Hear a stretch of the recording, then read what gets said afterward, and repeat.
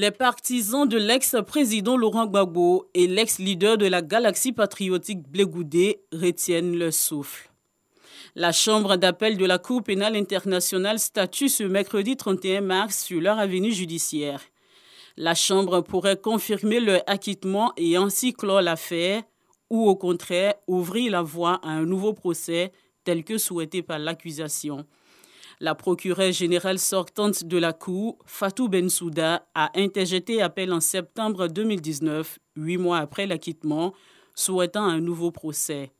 Accusé de 4 chefs d'accusation de crimes contre l'humanité, meurtre, viol, persécution et autres actes inhumains, Laurent Gbagbo, 75 ans, et Charles Blé Goudé ont été acquittés en janvier 2019 et libérés sous condition un mois plus tard. Depuis, Laurent Gbagbo vit en Belgique. La CPI a refusé une demande de liberté sans condition, mais a autorisé l'ex-président à quitter le territoire sur le pays où il souhaite se rendre, accepte de le recevoir. Si l'acquittement est confirmé, les conditions imposées à la libération des 2 hommes seraient alors immédiatement levées et ils pourraient rentrer en Côte d'Ivoire. Le président de l'Assemblée nationale, c'est lui, Amadou Soumaoro. Président sortant, le député de la circonscription électorale de Séguéla sous-préfecture, Bobi Diarabana, commune et sous-préfecture, a été reconduit sans surprise dans ses fonctions par ses pairs. Avec 158 voix sur 247 votants, Amadou Soumaoro, qui a obtenu la majorité absolue des suffrages exprimés, occupe le perchoir pour la législature 2021-2025. Candidat du Rassemblement des oufouettistes pour la démocratie et la paix RHDP, il avait face à lui Eliane Nzi, député de la circonscription de Bokanda, candidat du Parti démocratique de Côte d'Ivoire, PDCI-RDA. Amadou Soumaoro n'est pas un inconnu sur l'échiquier politique. Ancien président du directoire du Rassemblement des oufouettistes pour la démocratie et la paix, de février 2015 à septembre 2017, ancien secrétaire général par intérim du Rassemblement des Républicains, de juillet 2011 à septembre 2017, le nouveau président maîtrise les dossiers de l'Assemblée nationale. La composition du bureau de la nouvelle Assemblée nationale de la 2e législature de la 3e République devrait être connue dans les prochains jours. La rentrée parlementaire est fixée au jeudi 1er avril prochain.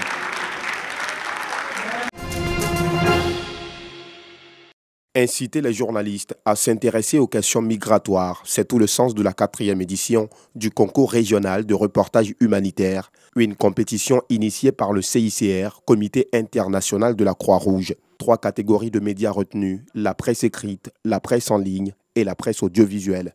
Les productions sont reçues au siège du CICR à partir de ce 30 mars. Les résultats seront connus le 29 juillet prochain. C'est un concours que nous organisons depuis 2017 qui s'adresse aux journalistes professionnels. On a un jury de 5 personnes qui sont des professionnels, 4 journalistes professionnels qui sont pour 2 d'entre eux basés en Côte d'Ivoire, une personne également en Guinée, une personne au Togo. Et nous avons également une spécialiste des questions de séparation de famille et rétablissement des liens familiaux du CICR, qui est basée à Dakar, qui fait également partie de ce jury. C'est un concours ouvert aux professionnels des médias des pays francophones, couvert par la délégation du CICR à Abidjan, notamment la Côte d'Ivoire, le Togo, la Guinée-Conakry et le Bénin. Cette année, le sujet, c'est les migrants disparus et leurs familles, qui est une thématique assez peu connue, peu couverte. Et nous voulons inciter les journalistes à faire des reportages humanitaires sur ce sujet. On attend qu'il y ait des éclairages originaux, intéressants, mais à la fois factuels aussi, donc réels, sur le vécu des familles notamment, quand elles ont perdu le contact avec leurs proches, qui est parti sur la route de la migration, avec différents types de situations, parce que chaque histoire est différente.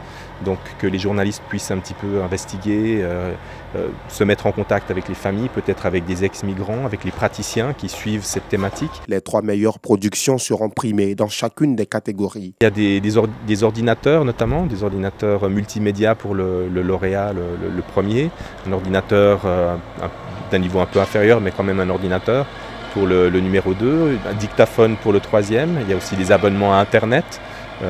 D'une durée variable en fonction de la position, on va dire, du candidat, premier, deuxième ou troisième. Et puis, il y a également un bon d'une valeur variable en fonction du classement. Les critères de notation, selon le barème défini par le CICR, prennent en compte les règles d'éthique et de déontologie journalistique.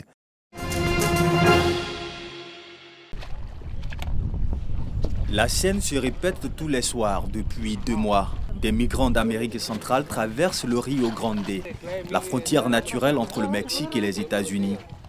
Vous avez plus de travail ces temps-ci? Oui, tous les jours, on a aussi des enfants comme vous. Ils ont la nationalité américaine. J'ai même 6 enfants qui ont la citoyenneté américaine. Près de 100 000 migrants ont été arrêtés par la police en février. La plupart d'entre eux sont reconduits à la frontière. Les passeurs travaillent en lien avec les cartels de la drogue. Ils ne sont pas interpellés tant qu'ils ne posent pas le pied sur le sol américain. Aimez-vous ce travail? Ce n'est pas mal. Mieux vaut faire ça que d'être un criminel, non? Soulignons que la frontière entre les États-Unis et le Mexique mesure environ 3150 km et va de l'océan Atlantique à l'océan Pacifique. Elle traverse essentiellement des régions arides et relativement peu peuplées. Le fleuve Rio Grande ou Rio Bravo marque une partie de son parcours. Les femmes dynamiques et battantes d'Adi Kwasikro et d'Asumukro dans la sous-préfecture de Tahabo sont en fête. Réunies au sein de la FENAFEVSI, Fédération nationale des femmes dans le vivrier de Côte d'Ivoire, qui revendique 1 millier de membres, elles s'engagent pour la célébration de la Journée internationale des droits de la femme à promouvoir l'agriculture biologique. Cette édition vient à point nommé pour nous permettre de résoudre le problème de la faim et de la pauvreté. Pour les accompagner dans ce projet, la structure Ambrit, initiatrice de l'événement, leur apporte formation et conseils. Les responsables lancent un appel aux décideurs. On a beaucoup plus besoin du matériel parce qu'aujourd'hui, avec les moyens de bord, on arrive à produire peu. Or, c'est beaucoup plus recherché sur le marché. Donc, tout accompagnement qui vise dans la formation, qui vise les finances, qui vise les moyens technologiques, la mécanisation, serait vraiment les bienvenus pour nous permettre de produire en quantité industrielle. Pour soutenir l'action de ces femmes sur le terrain, la ministre de la Femme, de la Famille et de l'Enfant, représentée par sa conseillère technique Awa Sila, offre 1 million de francs CFA. Cette grande fédération fait la fierté de la ministre parce que cela répond au modèle même et sa vision du développement, de l'autonomisation de la femme et de la promotion des droits de la femme. Parce que le droit de la femme commence par sa capacité, par son renforcement économique et c'est en cela qu'elle adhère à ce projet. Surtout que ces femmes ici se sont investies dans l'agriculture bio. Présent à cette cérémonie, le député de Pakobo, Tahabo, s'engage aux côtés de ses sœurs pour promouvoir l'agriculture durable. C'est quelque chose à encourager, à amener nos mamans, nos sœurs à vraiment développer, poursuivre cette agriculture biologique qui demain va nous rapporter financièrement beaucoup.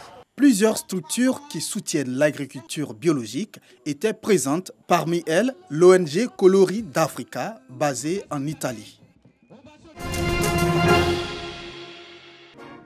Quoique déjà qualifiés pour la CAN, après leur brillante victoire 3-0 au Niger, les éléphants de Côte d'Ivoire avaient à cœur, face à l'Éthiopie, de laver l'affront subi avec la défaite 2-1 concédée lors de la 2e journée des éliminatoires. Dans ce contexte, les poulains du sélectionneur Patrice Baumel démarrent la rencontre pied au plancher et ouvrent rapidement le score après 3 minutes de jeu, l'œuvre de Willy Boli.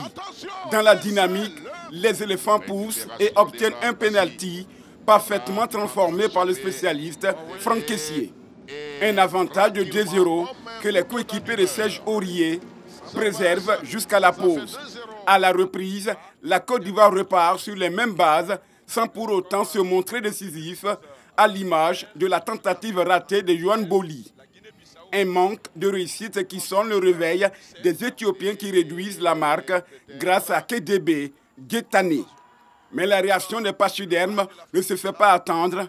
Evra Kouassi profite d'une action d'éclat pour sceller le succès de la Côte d'Ivoire Mais à 3-1, les éléphants sont contraints d'observer une pause suite à un malaise de l'arbitre central. Conséquence, les 10 minutes restantes sont rejouées quelques minutes plus tard. Mais le tableau d'affichage reste inchangé jusqu'au terme du coup de sifflet final, 3-1, score final. Les éléphants de Côte d'Ivoire entérinent ainsi leur qualification pour la 33e édition de la Coupe d'Afrique des Nations Cameroun 2022.